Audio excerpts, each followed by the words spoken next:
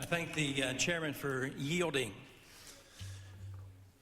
I rise in support of this amendment. I tend to agree with the gentleman from Mississippi that much of what we have done so far on these various bills have not done a whole lot.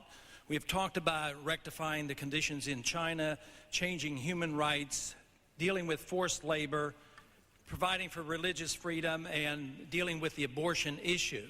I do not think much will come of those amendments. I felt that some of those were technically flawed. This amendment is different. This is a much better amendment. This amendment gets to the heart of the matter. It is possible, due to a veto or some other technique, that this does not become law, but it should. It would, if it became law, would restrict our funding for the Chinese. This is what should be done.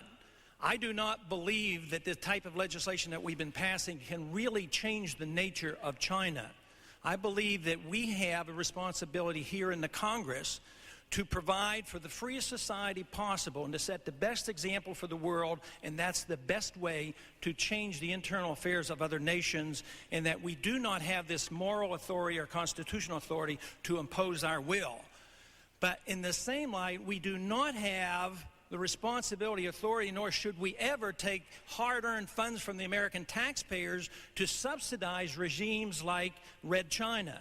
So this is why I feel strongly about this issue, that we should stop this loaning through these international agencies. When the Foreign Ops Appropriation Bill came to the floor, we discussed the issue of the Export-Import Bank. This legislation doesn't deal with the Export-Import Bank. This deals with $4 billion that they get from the international agency. And I applaud the chairman for dealing with this. But I proposed an amendment that would deal with the direct subsidies of $4 billion more from the Export-Import Bank, which goes to Red China. We were able to garner 40 votes to send a message and say that China should not be receiving these subsidies. So even with the best of light on a legislation like this, it's moving in the right direction, it's doing the right thing, but still the American people will be obliged to provide $4 billion worth of aid to Red China through the Export-Import Bank. I do not believe this is a proper function for government. I do not believe for a minute the American people want to do this. I believe it's an endorsement of a system that we don't like. At the same time, I do not believe these token bills that we have passed will do hardly anything to change the internal nature of what's occurring in Red China.